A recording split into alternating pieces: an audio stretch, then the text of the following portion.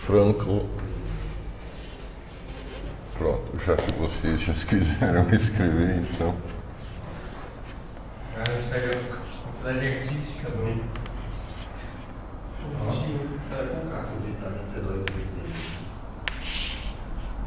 Nossa.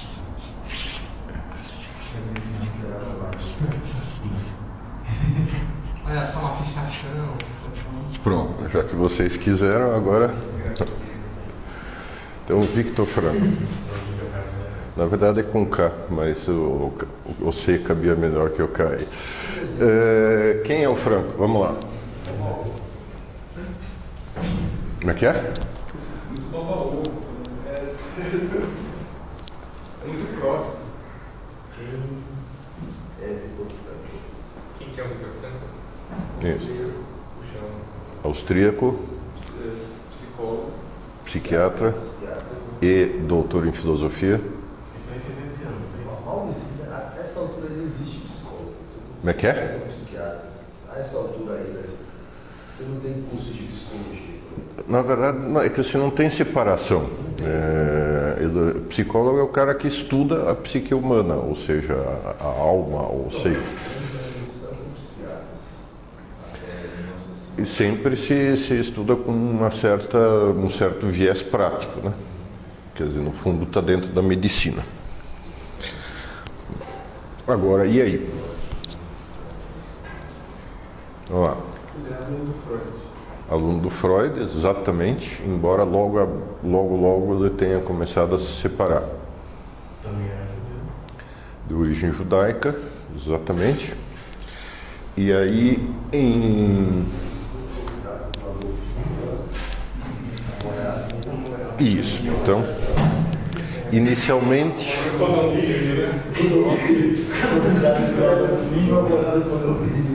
Então, ainda em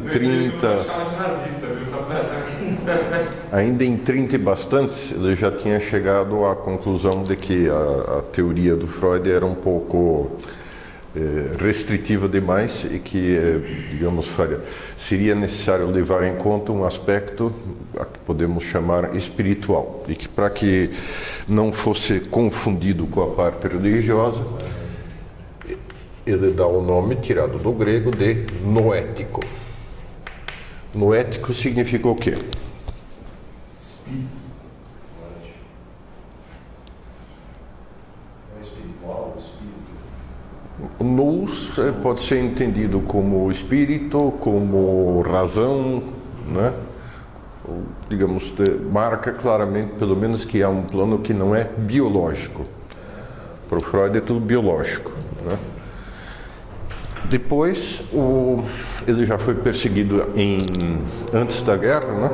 No sentido de que todos os judeus começavam a ter sérios problemas profissionais, não podia trabalhar em hospital do Estado, não podia. Então ele se tornou médico do staff de um hospital judaico, né? O Rothschild. Mas ganhou fama lá. Então, de certa forma, ele foi tolerado pelo regime durante muitos anos, até 41 mais ou menos, né? Em que ele foi levado para o campo de concentração. E aí passou por 7 campos, né? Nos quais perdeu pai, mãe, esposa que estava grávida e acho que um irmão. Então, essa experiência o marcou profundamente, mas, ao contrário do que é comum, não o marcou negativamente, e sim positivamente. Ele vai aproveitar para, de certa forma, ele quando chegou ao campo, aquilo que de certa forma o segurava ainda, né, era o manuscrito do primeiro livro sobre a logoterapia, sobre o método de tratamento de doentes, baseado em cima do noético, né? Mas, naturalmente, também isso não sobreviveu.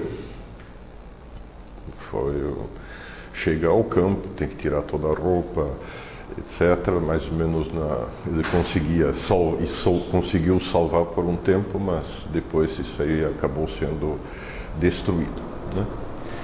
Mas, em parte, o que o segurava era a esperança de conseguir reconstituir esse manuscrito mais tarde, né?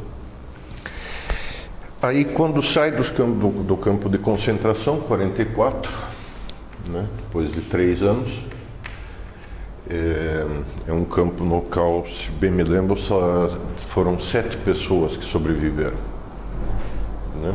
No último momento ainda, a SS, que era quem cuidava dos campos de concentração, diz: então, pessoal, vocês vão ser libertados, né? E fizeram uma lista de chamada para transferi-los para um outro campo onde, em tese, seriam, né? Na realidade, os que foram transferidos foram colocados lá e depois o campo foi queimado. E ele se salvou porque, naquela confusão, vambora, né? Antes que os aliados cheguem, ele e mais 6 foram esquecidos. Com grande... né? Eles disseram: putz, fomos esquecidos, né? Que desgraça, tal. No fim, foram os únicos que saíram vivos. Muito bom.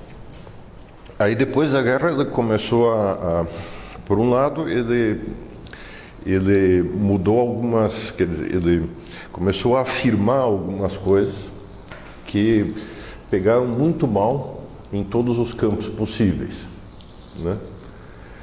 A saber, primeiro, que não havia o conceito de culpa coletiva, ou seja, a culpa não foi dos alemães em geral, e sim de pessoas individuais, né?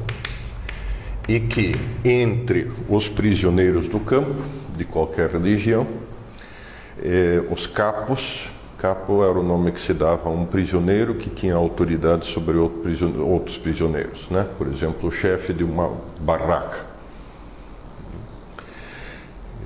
E que os capos, em geral, tratavam muito pior os prisioneiros do que os oficiais propriamente da SS, né? Estavam lá aderidos intensamente ao cordão, pensando que com isso se salvariam, né? Então ele diz: olha, não há culpa coletiva, há culpa individual.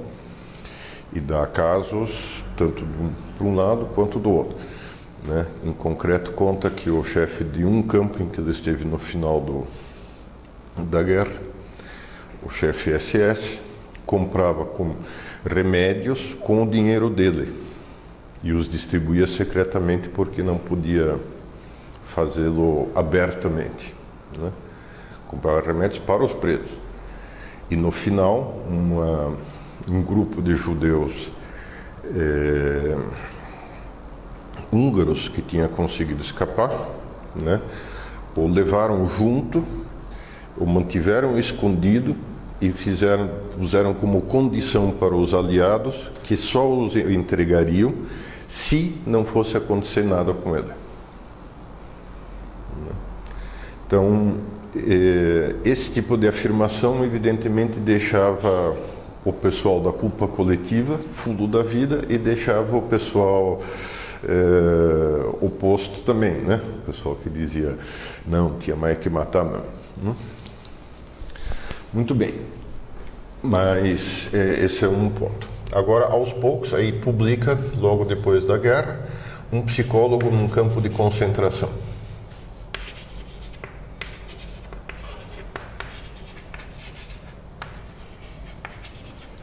Em que ele afirma que é talvez a obra mais forte dele e que, de certa forma, é a base de uma série de outras, né? E que ele usou para, se não criar, mas para defender a sua teoria, né? Então, basicamente, o que um psicólogo no campo de concentração afirma, além de descrever aquela situação e interpretá-la?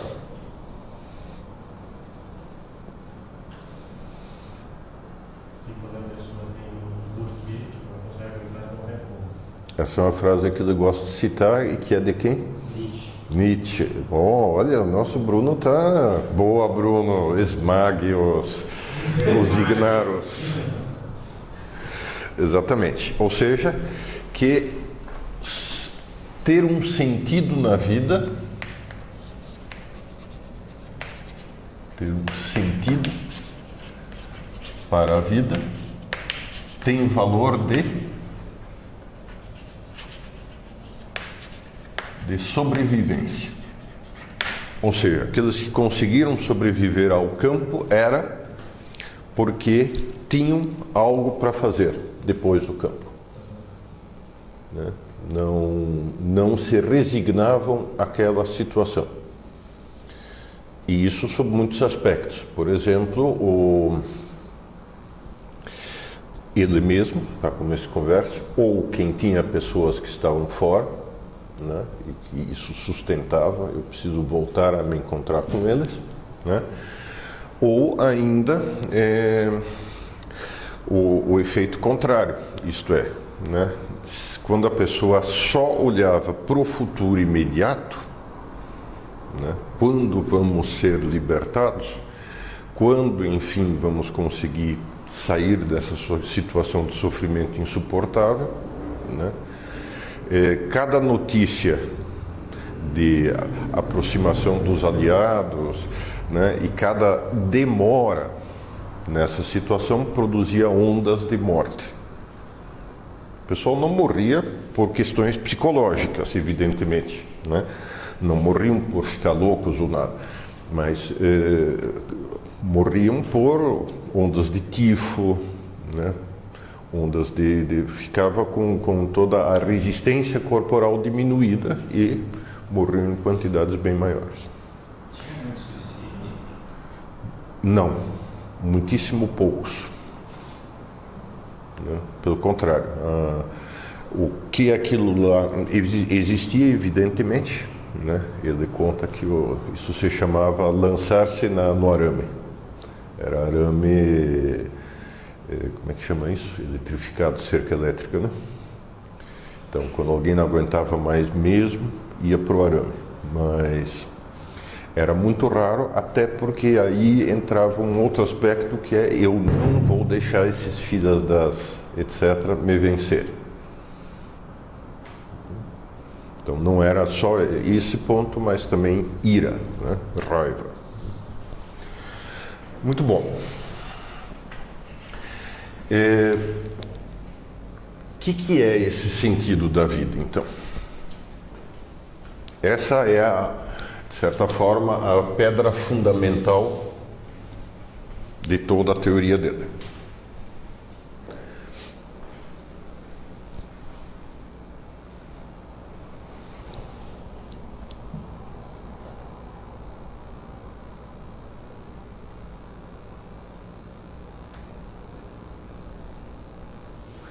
Que horror! O pessoal mata todas as aulas, a gente dá aula disso durante 6 meses praticamente e os caras nada. Então, a pessoa teria que ter o sentido ou ela teria que encontrar esse sentido? Nenhum nem outro. Ela precisa querer encontrar esse sentido, né? Lembram do Freud qual é o impulso fundamental? O desejo de prazer, né? A vontade de prazer, diz ele. Do Adler era vontade de poder, exatamente. Então, analogamente, ele fala em vontade de sentido, que, se você quiser, pode ser traduzido por compreender, mas também de orientar-se.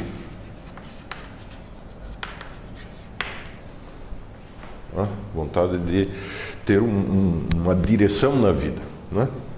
Que é para onde estou indo. Esse é o ponto fundamental. Daí, o que é o sentido vai precisar de descrição, mas esse é o desejo fundamental, o impulso fundamental do ser humano, né? Isso se baseia, ou está muito próximo, de que linha filosófica?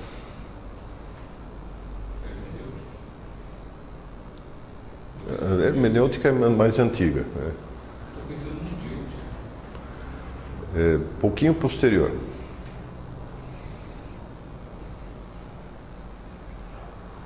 Russell, fenomenologia. Hã? Mas a terminologia É. Né? Então, está baseado na fenomenologia isso. Que simplesmente quer dizer, lembre-se da visão de mundo anterior. Né? Kant, então você tem os fenômenos aqui na interface entre você e o mundo. Né? O que está para lá eu não sei, e daqui para dentro é tudo construção minha. Né? E o Russell diz, não, cara, não faz sentido isso. Né? Não faz sentido você construir tudo que está ali fora. Né? Pelo contrário, embora ele não entenda de maneira realista, né? Então aqui estava você, aqui estão os fenômenos, nos sentidos, né? E aqui o Kant diz que com isso aqui a gente constrói a realidade. Né? O que o Russell diz, não, isto aqui me faz ter um acesso de dentro para fora para a realidade. Com Kant não há um acesso bidirecional, só fenômenos que eu interpreto. No caso do Russell diz, não, a interpretação desses fenômenos precisa encontrar correspondência na realidade. Sim? Essa correspondência não é atomista, realista, etc. e tal, mas está próxima. Né? Está muito próximo. Então, o sentido está nisto. A pessoa não está simplesmente sentada numa poltrona imaginando que está fazendo alguma coisa. Ela quer atuar, ela quer interagir com o mundo. Esse é o tema central da vontade de sentido. Né? Muito bem. O que isso implica agora, por sua vez? Quais são os candidatos a sentido da vida? A revolução. Como é que é? A revolução prova o sentido da vida. A revolução? Nossa, você está... O pessoal estava em plena revolução lá. Tinha acabado de sair da revolução nazista. Né? Foi a revolução. Não, revolução é... Vai, coragem. Experiência dele. Trabalho. Uma obra a fazer.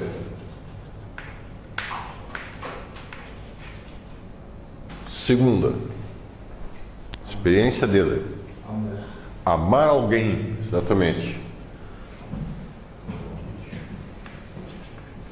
Repare que são verbos, né? Fazer algo, construir algo, amar alguém e...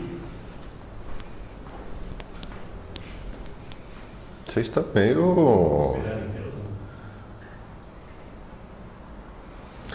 Expressamente, quer dizer, ele vai levantar essa questão na tese de doutorado dele e tal, que é o Deus, a presença inconsciente de Deus, né? Mas não é aqui que isso entra. Ao contrário de Jung, ele não postula um instinto espiritual ou divino, né? E sim e me parece melhor, um instinto, um impulso, um desejo de entender o mundo. Né? E aí? Cara, quer dizer, pelo que ele passou? Espécie de grande pedra do bilhar no caminho dele, ou a prova de fogo. Prova de concentração. Claro, né? Quer dizer, a terceira coisa é sofrer com dignidade. O que significa, por sua vez, por alguém ou com sentido. Né?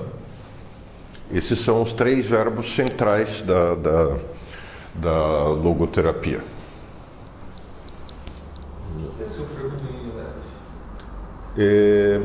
O que ele viu?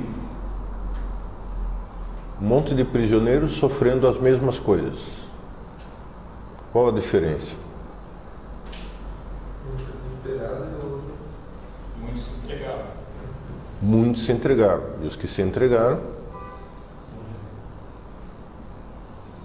podiam descambar para o suicídio, para o abandono, para a depressão, para o desespero.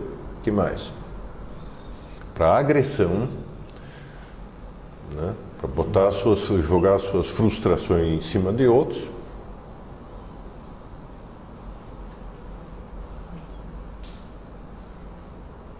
Ou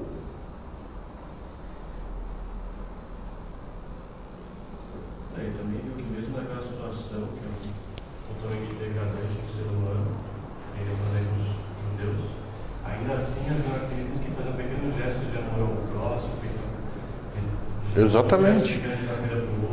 O cara tinha um pedaço de pão por dia e desse pedaço de pão metade ele dava para outros. O cara não tinha nada para vestir e tirava o único molambo que tinha para dar para alguém doente e assim por diante.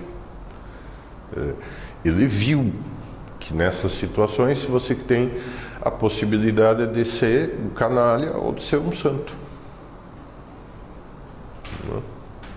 E que é especialmente nessas situações que isso ocorre.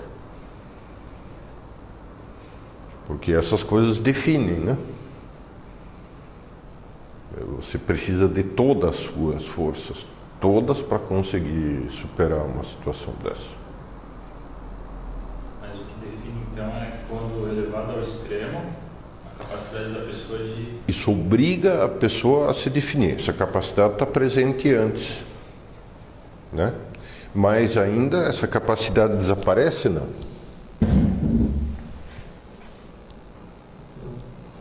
Não, essa capacidade continua presente. Outro caso que ele cita, numa das edições do Psicólogo no Campo de Concentração, ele diz que a pessoa mais demoníaca que ele conheceu, mais próxima de um demônio, era um tal de Dr. J, né, que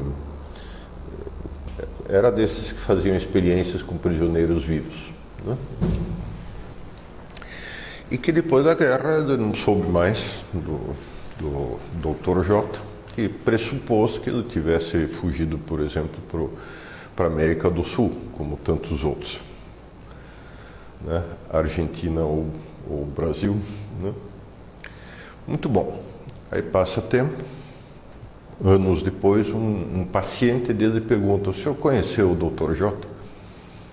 Né? Ele diz: claro. Era chefe do hospital, entre aspas, né, do campo tal. Aí ele diz, né, sabe, eu encontrei com ele na Sibéria. Então ele tinha sido capturado pelos russos e levado para a Sibéria, né? E eu fiquei com ele vários anos num campo de prisioneiros na Sibéria, né?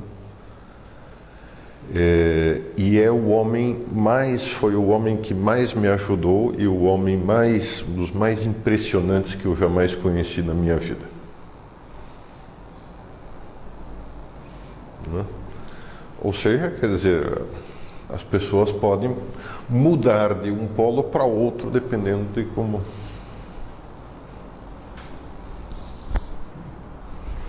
Muito bem. Então isso. Uma obra a fazer, a capacidade de amar alguém e a capacidade de sofrer com dignidade. Sofrer com dignidade engrandecendo-se, né? O que torna você capaz de uma coisa ou outra?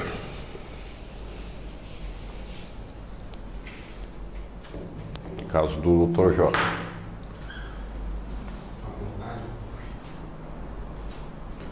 Vocês estão meio sonolentos hoje. O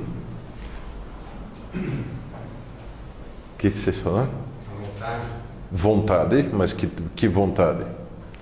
Vontade no sentido freudiano, em que você é obrigado a seguir os impulsos? Vontade livre. Quer dizer, Isto implica isto, liberdade. E o que faz a diferença entre um e o outro? O que faz a diferença entre uma pessoa que ama, sofre com dignidade, tem uma obra a realizar, e uma pessoa que não? Atitude ante o sofrimento. Não. A atitude diante da sua própria liberdade. Né? Ou seja, se ele assume e usa ou não. Como é que chama isso? Responsabilidade. Ou seja, liberdade e responsabilidade são conexos, são dos dois lados de uma mesma moeda, e o modo como você usa deles é que determina a sua capacidade de apreender o sentido ou não. Assim, uma das frases mais posteriores dele, mas que ficou mais famosa, é de que os americanos deveriam completar a Estátua da Liberdade na costa leste com uma Estátua da Responsabilidade na costa oeste. Só que infelizmente não levaram a sério ainda. Na verdade, parece que houve algum movimento no Congresso, mas já passou a moda. Então isso, liberdade e responsabilidade. Né? Agora, quais são os sintomas? Bom, vamos de outra forma, né? Além de você ter isso, da vontade de sentido, um ponto importante antes, né? Então, vontade de sentido significa que você vai inventar o sentido que você quer. É você que dá o sentido à sua vida, é isso? Vai extrair o sentido das coisas. Mas por que eu não posso dar? Se eu sou livre,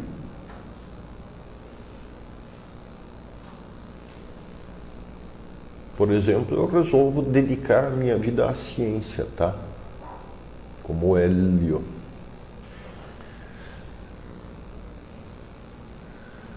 Não, mas por que você vai dedicar essa vida à ciência?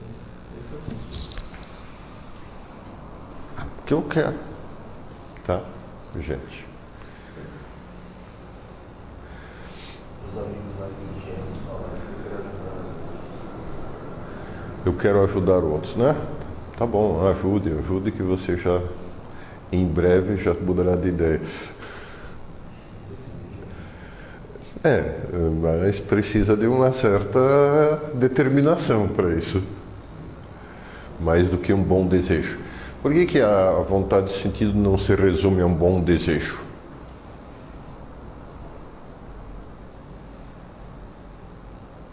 Isso não é suficientemente forte, né? Se muda então.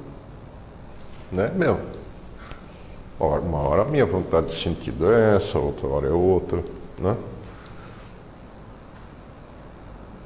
Que de fato é como se mal entendeu o Franco nas últimas 2, 3 décadas. Que você dá o sentido assim que você acha bem, na hora em que você acha bem. E aí? Mas na hora extrema você vai mudar, né? Como é que é? Na hora extrema você vai mudar o sentido, vai perder, porque o ser humano é instável, né? Não pode ter Para formular isso um pouco melhor, alguém ia dizer? O sentido vem de fora, né? Não de dentro. O sentido vem de fora. Mas não vem de dentro? Então o sentido seria o resultado do que você sofre, do que você vivencia em relação ao que você está buscando, e a partir daquilo que você vai extrair o sentido, né, vai, digamos, encontrar o seu caminho. Está mais ou menos, está bem nessa linha. Diga, quem mais? Eu quero que eu não vinha, mas assim, quando você fala em orientar-se, é de um lugar para o outro, né? Então só pode ser porque assim, tem que ser de dentro de mim para algum lugar, só pode ser para fora, né? Exatamente. Não, e precisa de um ponto de chegada fixo, que não dependa de mim. Senão eu não estou indo para nenhum lugar nenhum. né? Um sentido baseado totalmente em você mesmo, suponhamos o seguinte, né? Você sai aqui no portão e diz, cara, eu vou determinar o meu sentido agora, certo? Aí você começa e diz, aqui meu sentido vai ser esquerda, tá? Aí você desce a rua, aí você chega na outra e diz, aqui à esquerda de novo, tá? Né? Aí você vai para a esquerda, depois no outro você diz, direita, e assim por diante, né? 3 horas depois, onde você está?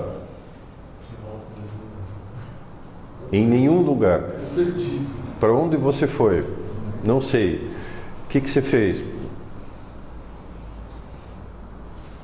Né? Está indo em alguma direção? Não. Você está quebrou todas as referências do seu universo, né? É o que se diz de perdido. Você não sabe mais, né? Você só pode aferir se você está indo numa direção. Você só pode medir se você está indo numa direção quando?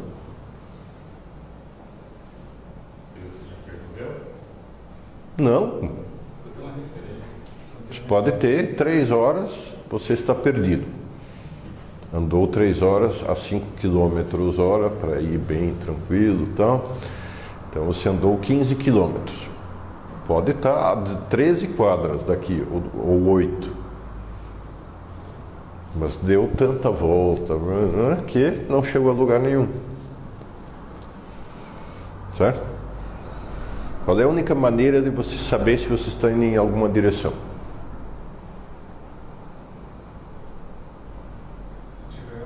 Tem um ponto de chegada fixo, pô. Não? Se você sair daqui, pega a Trabalhadores, depois a Dutra, e aí você vai vendo, né, Rio de Janeiro 300 km, Rio de Janeiro 200 km, Rio de Janeiro 100 km, Rio de Janeiro 50 km. Aí sim você tem, né? Você vai mudando, entrando em toda a primeira estrada lateral que você vê, não está indo para canto nenhum.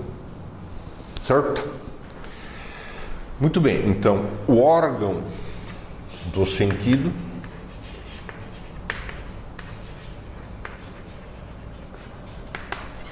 é a razão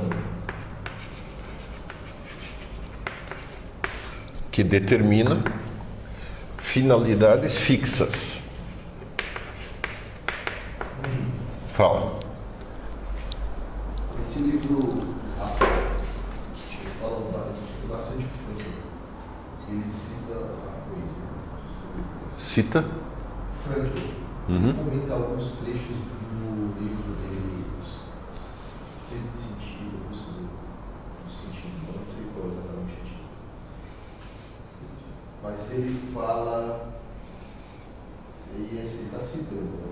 Fala que ele cita um trecho do Frank que fala, a vida se manifesta, Isso, exatamente. O sentido se manifesta, não? O sentido é isso que você falou, exatamente. Exatamente. Ele pode ser apreendido pela razão, mas a apreensão é passiva.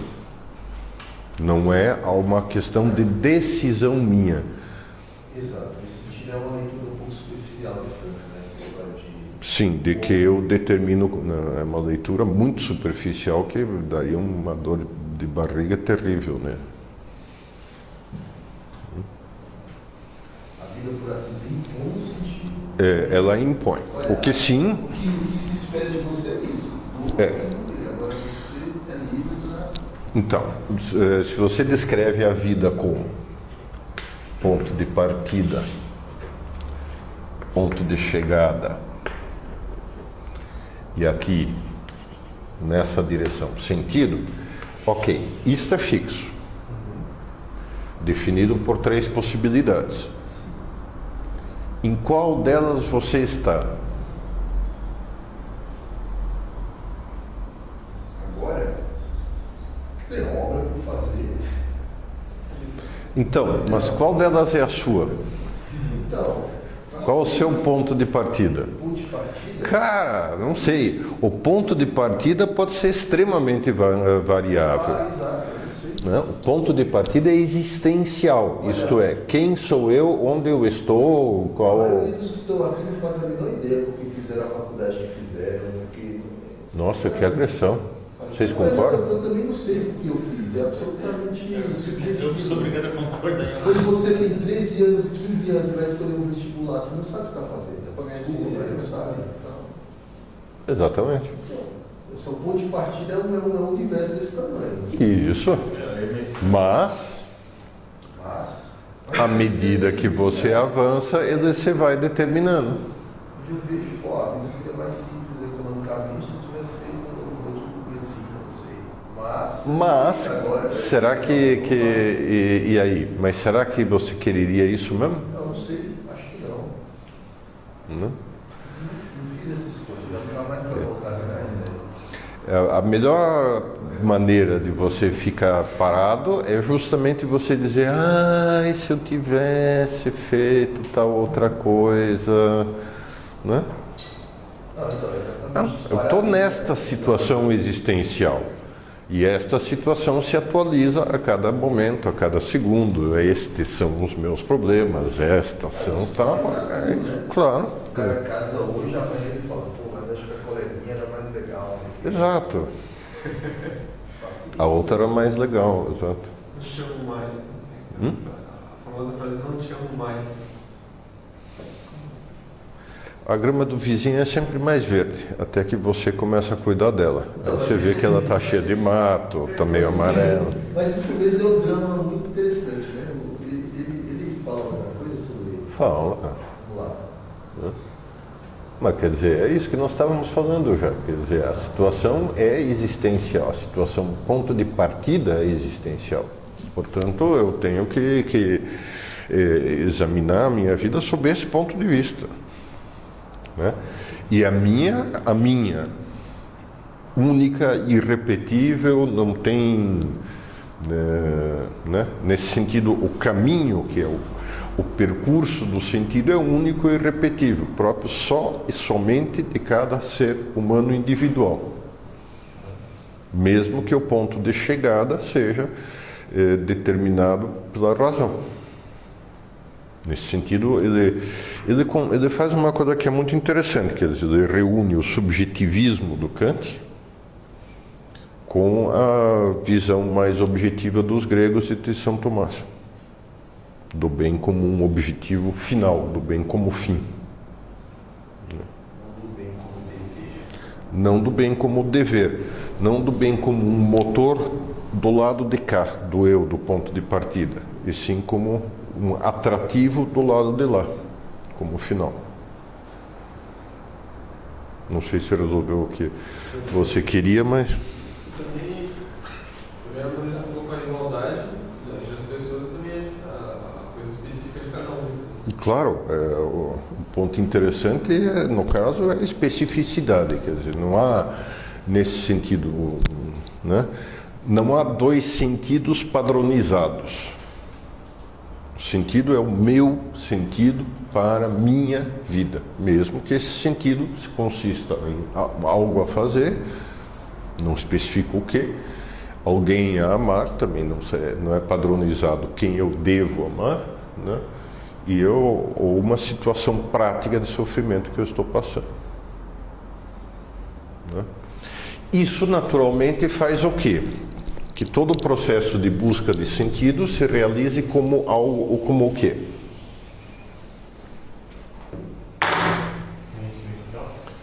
Como autotranscendência.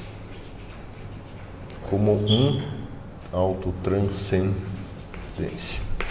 Como sair de si mesmo e tornar-se maior do que você mesmo.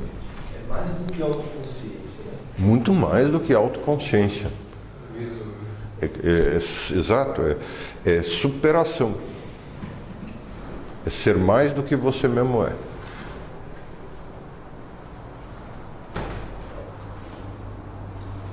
Porque, claro, eu sempre estou dentro do meu ambiente de circunstâncias, mas se eu tenho um fim, esse fim existe e é real, não meramente uma mania que eu determinei, Então esse fim me puxa para superar quaisquer circunstâncias externas que eu tenho. Dá para entender isso ou não? Ele então dá um devido valor ao, digamos, ao acaso, ao fortuito, assim, no sentido de que... Não mais do que acaso ou fortuito, é que para o individual, para circunstâncias individuais, que nessa linha, digamos, se chamam existenciais. Existência é a sua vida com estas características que não tem mais ninguém sobre a face da Terra que repita né? Legal que isso praticamente não quebra toda a argumentação daquele negócio de uma obrigação de felicidade seguindo um determinado padrão, que é o que tem muito, né, na psicologia. Assim, tome um remédio para que você fique feliz. Exatamente. Né? Tanto assim que na linha dele você vai ter sobretudo que pensar sobre si mesmo, refletir sobre si mesmo, fazer-se perguntas e fazer-se perguntas sobre onde você quer chegar e se isso está de acordo com objetivamente com o fim proposto, com o fim que, por dizê-lo de alguma forma, que Deus propõe, né? A vida para ele se caminhar, aí é um pouco de chegada. Implica o desejo de sentido, né? É justamente em que você vai ter, mas que você vai caminhar necessariamente, certo? Mas um pouquinho você vai começar a pedir os dentes e falar assim, né? Mas um pouco você, por enquanto, ainda, como diz um amigo meu, você está na fase em que o ser humano é onisciente, onipotente e invulnerável. Daqui a pouco você começa a entrar na fase em que você não é tão onisciente assim, é altamente duvidoso, talvez até não seja onisciente, né? Onipotente, começa a ter sérias dúvidas também, e a invulnerabilidade. Daí a pouco você é burro, fraco e ferido. Todo mundo passa por isso, não tem jeito. O percurso vai ser necessário, o problema é para onde você vai, né? Agora, essa visão da vida me fez lembrar um pouco a visão do Ortega y Gasset, que fala que a vida é uma vocação, circunstâncias e sorte, né? Eu acho que O tema, os termos, né? Vocação e missão estão claramente relacionados com isso aqui, né? Exatamente. O Ortega é um kantiano e fenomenologista que, enfim, está adaptando um pouco e que provavelmente não teve muito contato com o Franco, mas os dois, digamos assim, têm um desenvolvimento paralelo. Muito bem. Ok. Agora, psicoterapeuticamente.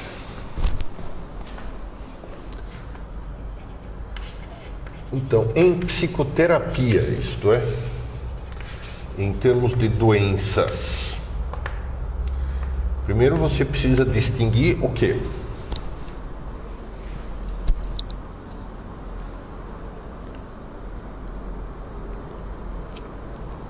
Quais são doenças orgânicas das que não são, né? Então,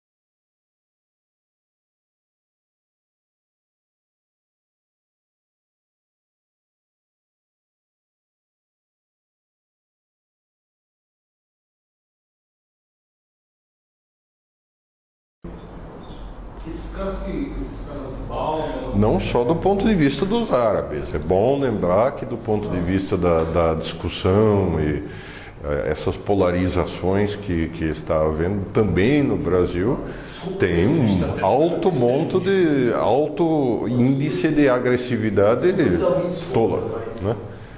Esquerda versus direita e companhia. Hoje eu estava vendo as imagens no jornal, os black box, os caras quebrando tudo na Paulista por um negócio que o governador já desistiu de fazer. Eu já tinha essa suspeita, isso é patológico, é agressão. É patológico, é pura agressão besta, é. Exatamente, isso, é o ciclotímico. Quebrar, explodir e acabou. E tudo certo, tudo bem, tem um viés político, tem um viés ideológico, mas é agressão em si. O ideológico serve de desculpa para isso, né?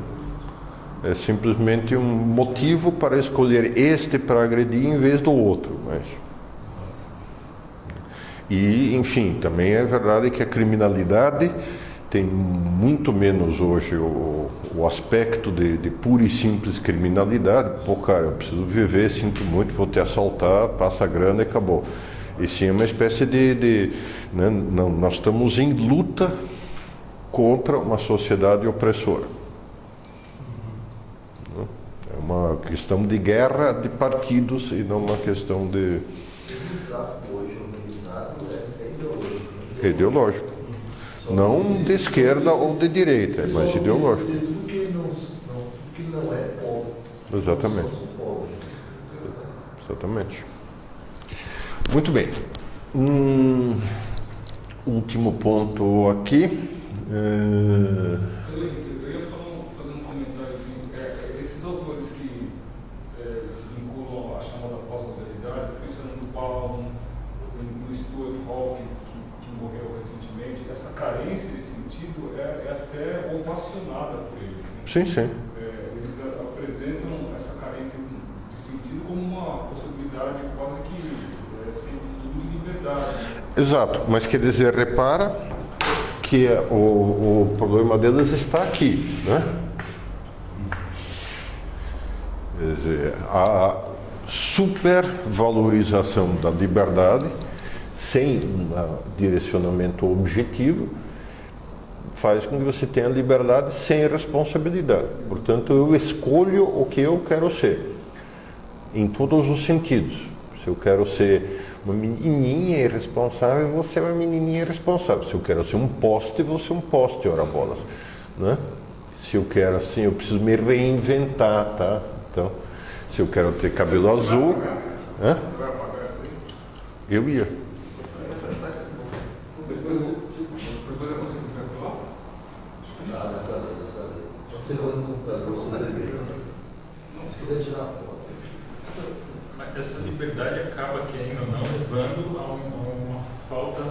Quer dizer, essa liberdade. Se eu posso ser tudo, eu não sou nada, certo? Então você acaba ficando preso, na verdade, você perde ela, porque você acaba se prendendo a como se fosse uma espécie de paradigma que você tem que ficar naquilo, você tem que dar um jeito para Eu preciso me reinventar continuamente. Agora chega uma hora em que enche o saco, né?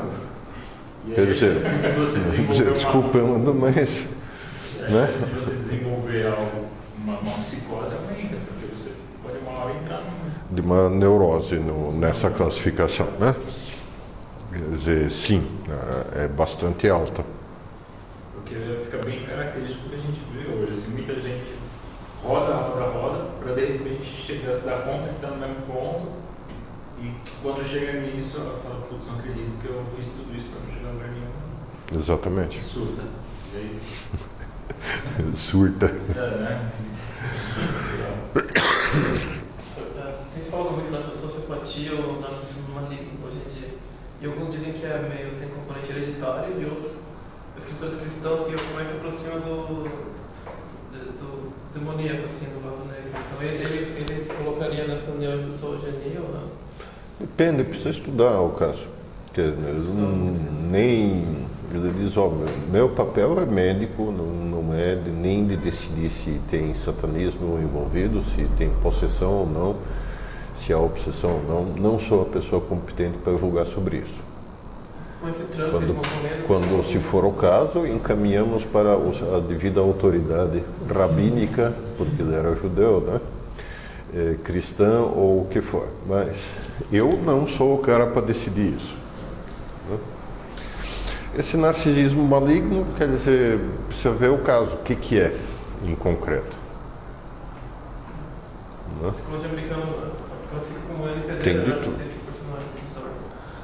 Mas tem caras que pode ser pura e simples maluquice mesmo, né?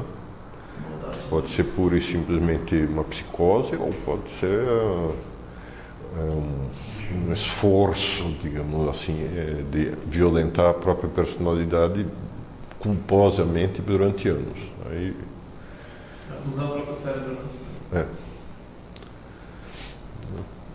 Afora, uma pessoa dessa, sim, pode-se dizer que está se pondo à disposição dos poderes demoníacos, mas aí precisa sempre calma nessas matérias, né? E o pessoal está falando muito em demônio, já no século XVI, Santa Teresa dizia calma, menos demônio para cá, demônio para lá. Então, Um pouco mais olhar para si. muita besteira na televisão, né? O cara é meio maluco. Qual deles? O Donald Trump, ele Trump. Narcisista total. Não tem mais maluco. Bom, esses caras aí tá cheio, né? Mas enfim. Fala, biscoito. A adição ali seria vício. Assim, Vício. Drogas. Não, drogas. Vício de droga. Mas quer dizer, vícios, o que se mais tem é isso, vício de drogas propriamente dito, vício de sexo, vício de trabalho, vício de droga, assim. Há muitas drogas, digamos, que podem, né? Não é só a química, embora a química esteja muito comum. E a relação da ansiedade com a falta de sentido? Ansiedade está muito próxima da depressão, né? Na ansiedade você teme que algo não dê certo, certo? Na depressão você tem certeza. Ou seja, você deu um passinho a mais e resolveu, tá? Não funciona mesmo, nada funciona nunca, tá?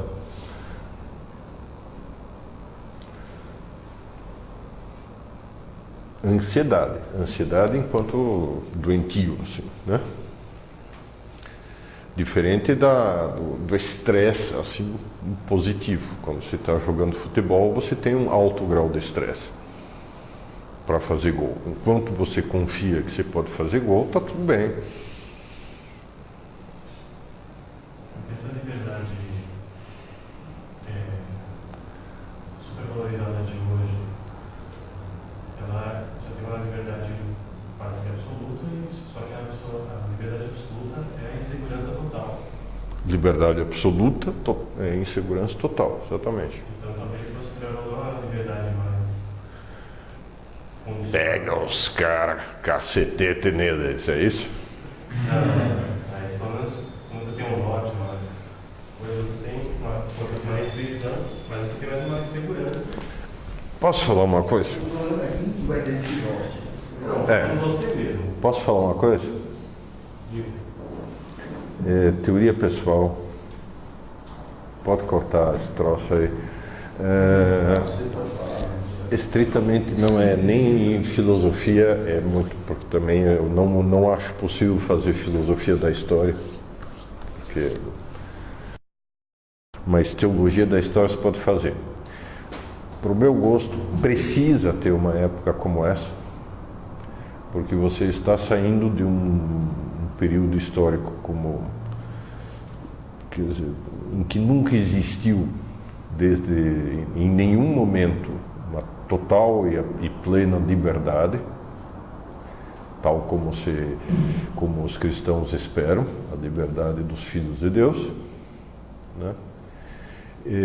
Que só pode ser obtida quando a pessoa se coloca ela mesma, sem pressão social, diante de Deus. Isso nunca existiu. Não é?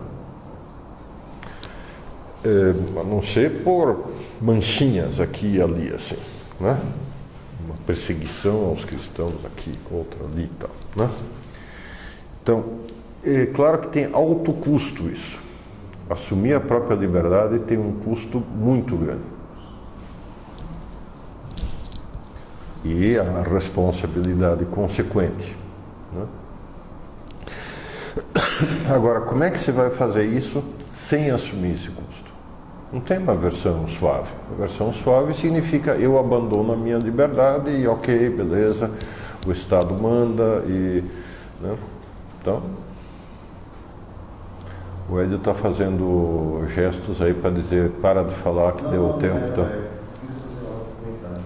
Faça. Nesse sentido, sobre o risco de ser isolado eternamente por você mesmo, tem uma expressão do Lewis, cuja figura não se encontra no quarto como fosse. É brincadeira. O Lewis tem uma Atrás da porta do armário? Tem uma expressão que é muito boa, que na verdade, ela não tinha um personagem dele, essa coisa da guerra entre as duas realidades, essa trilogia. Ele fala, eu quero mais é que as coisas se precipitem, né? Que é o que está acontecendo, é o que se precipite, cara, que se aprova, que se for, porque de fato é uma questão de escolhas pessoais. Eu nunca gostei dessa nostalgia por uma cristandade. Porque, Pois é. convenhamos, existe salvação coletiva, cada um e Deus para mim. É.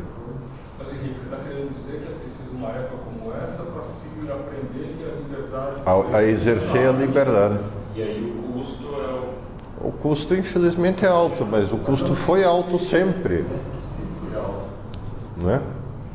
Campos de concentração na Sibéria nunca foram legais, nem com os czaristas, nem com os comunistas, nem com ninguém, né? E pode ficar tranquilo que os maravilhosos medievais, etc. e tal, quer dizer, não incidiram em besteiras tão grandes como nós, porque eles não tinham os meios práticos de fazer isso. Não tinham monóxido de carbono, não tinham conhecimentos de química, não tinham bomba atômica, etc. e tal. Dizer, não, né? Então, honestamente, mas opinião pessoal minha, a liberdade custa e custa chegar a ela. Mas vale a pena. Mas vale a pena, por isso. Muito bom, chega por hoje, né? Que ainda mais